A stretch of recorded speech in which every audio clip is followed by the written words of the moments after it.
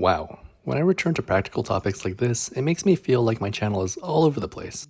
News, geopolitics, language, and information on public transport.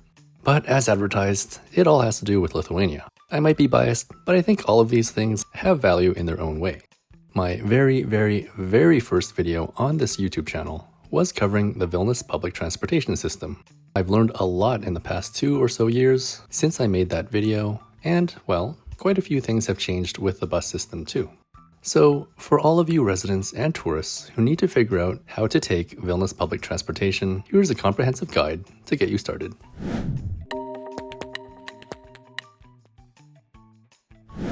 So the video will go like this. First, we'll go over the basics of having your ticket checked. Secondly, we'll go over the various ways you can purchase a ticket. 3, I'll go over using the ticket machine. Then I'll briefly touch on discounted rates for certain groups. And then finally, I'll end with all the little extra things you might want to know.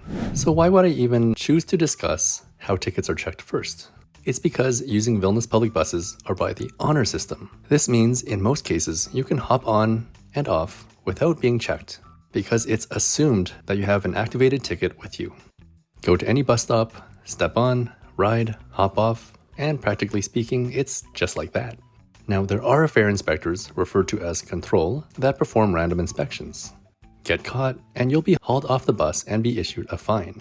The official website says that this administrative fine ranges between 16 and 30 euros. However, if the violation is committed for the first time in a year, the passenger has the option to pay for what they call a control ticket. It's not a fine in that you have a bunch of paperwork, but you pay 8 euros for this ticket and you can stay on the bus. Apparently, the control ticket is available for non-cash payment only. Okay, so now that the most unpleasant stuff is out of the way, how do you actually pay for your bus fare so that ticket inspectors don't have to deal with you? There are 3 and maybe 4 ways. The first option is getting a public transportation card loaded with tickets. I think you used to be able to have a sort of e-wallet loaded with an amount of euros, but I think this option is no longer available. Instead, your card now holds just tickets and passes for you to hold and activate. For example, I can buy like 20 30-minute tickets and 10 60-minute tickets. And then I can even add a few day passes or a month pass all at once. And then when I get on the bus, I just need to tap and then activate the exact ticket or pass that I want. So then how do you get one of these cards and then load them? Well, the official website says that you can buy cards here. At customer service centers at Gedimino Prospectus 9A, which is Kudirko Square, Konstitucijos Prospectus 3 on the first floor, which I believe is the Vilnius Municipality building, or at the Vilnius Railway Station, Central Building. Maxima and Rimi supermarkets in Vilnius will sell them too, as will the super common chain of convenience stores known as Narvesen. Now, here's the tricky part. Not all store clerks and cashiers will speak English. In these cases, if you don't have a Lithuanian friend helping you, you'll want to maybe show a photo of the transit card and maybe write out what you want in the simplest, most understandable way possible. Maybe something like this. Once you do have a card, you can register it online and then add tickets online. At the time of making this video, it looks like everything within the self-service system is only in Lithuanian. I guess Google Translate can help with this though. So once you have a card loaded with tickets or a pass, how do you use the onboard machine? Here's my method. Quickly tap your card on the reader and, very importantly, take the card away. For some reason, if you leave the card in place or even close by for too long, you'll get an error message. You should then see the types of tickets and passes that are on the card. Select the one that you want to use, and then quickly tap the card again to confirm. You can repeat this process to activate extra tickets for other people, and that's something I'll explain later on. You can also just tap your card again to see how much time you have left on your activated ticket or pass. If you don't understand Lithuanian, be sure to press the English language option before you start. Sometimes the machines are out of order, and then there's nothing you can do. Now, if you want to avoid this whole thing, you can get the Trafi app and buy tickets on there, in English too. I suppose for all of us younger people, it makes the most sense to buy tickets this way. Just like with the card, you'll need to activate these tickets when you step onto a bus. Then when control comes on board, they'll ask you to show the activated ticket on your phone. Something that looks like this. So just make sure you have your phone battery charged for the duration of your trip. I think you can still buy €1 paper tickets from the driver. If that is the case, these are valid for the duration of your time on that bus.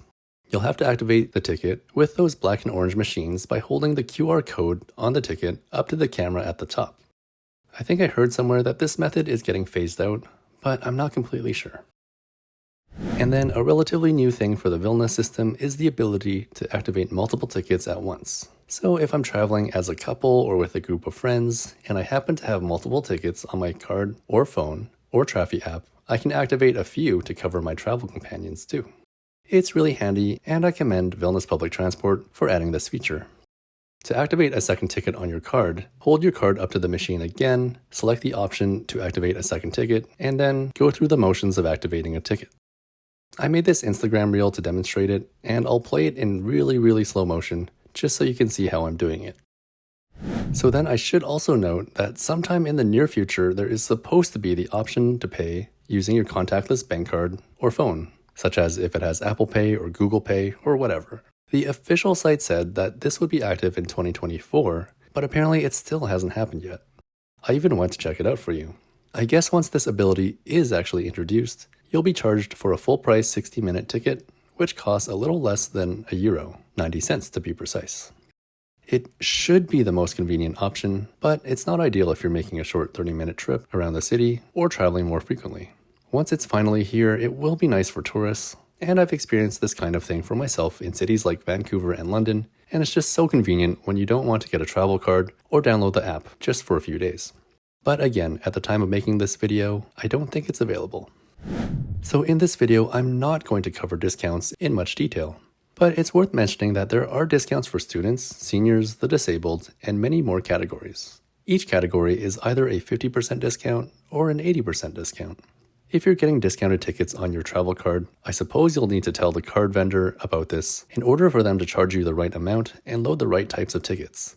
I haven't done this myself, so I can't say for sure. As for the Trafi app, it's a little easier. Select the ticket you want, change the setting from no discount to the appropriate discount type, and then you'll get that lower rate. Whatever way you choose to get these discounted tickets, be sure to carry the appropriate proof associated with that discount, such as student ID. In terms of bus schedules, I would really have to recommend the Trafi app. Google Maps is sometimes accurate, but many times it's outdated. Trafi navigation and scheduling is pretty easy to use and even allows you to track buses in real time. I'll give you one example for when this came in handy. One time I was waiting for the number 89 bus, and it was supposed to be due. 5 minutes passed, 10 minutes passed, and then I looked on the map and saw that the 89 bus was stopped about a 5-minute walk up the road. My intuition told me that something was wrong with the bus, and I was curious enough to go check it out. Turns out, the bus was stopped at that bus stop, and apparently it had a battery fire. So it's sometimes good to know where buses are in real time, so you can figure out if something has gone wrong. When I think about the Vilnius bus system compared to other city transportation systems, it feels like there are all these stupid little barriers, particularly for tourists and visitors.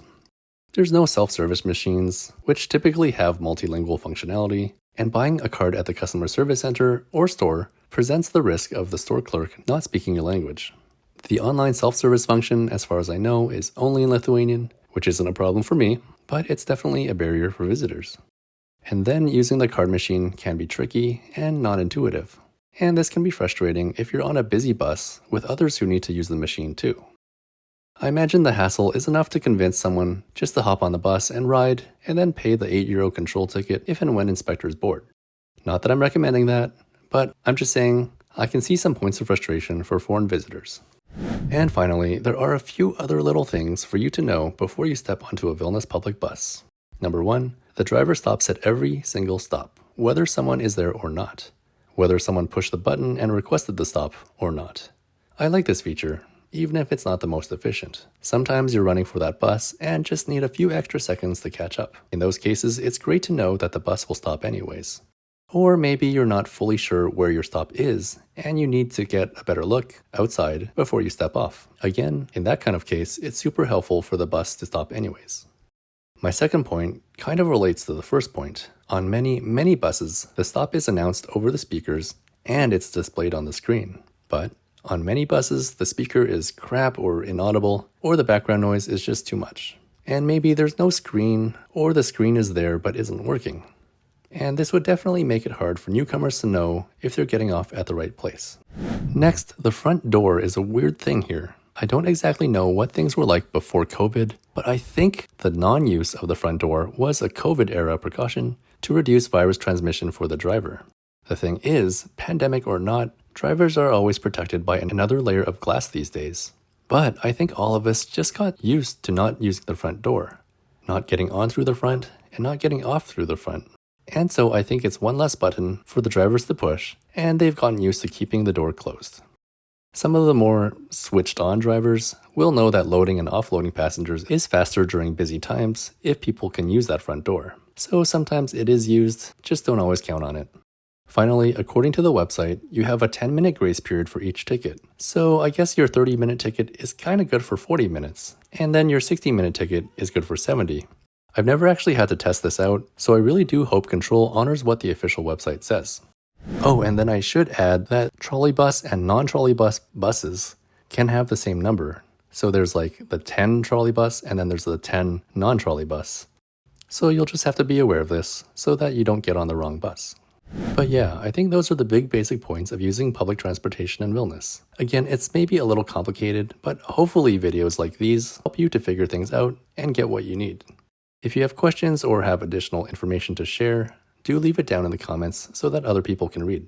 A lot has changed in the past 2 years, and I'm sure a lot more will change in the years to come. So maybe I'll have to do another update video in 2026 or 2028, something like that.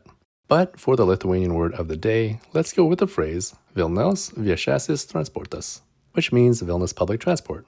Vilnius and transportas you can probably figure out, but viešas means public, with viešasis being the proper form in the context of Vilnius viešasis transportas.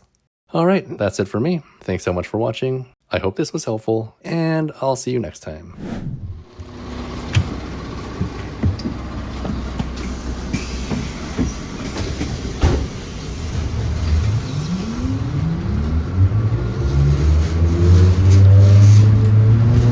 Kita Kalvarijų turgus.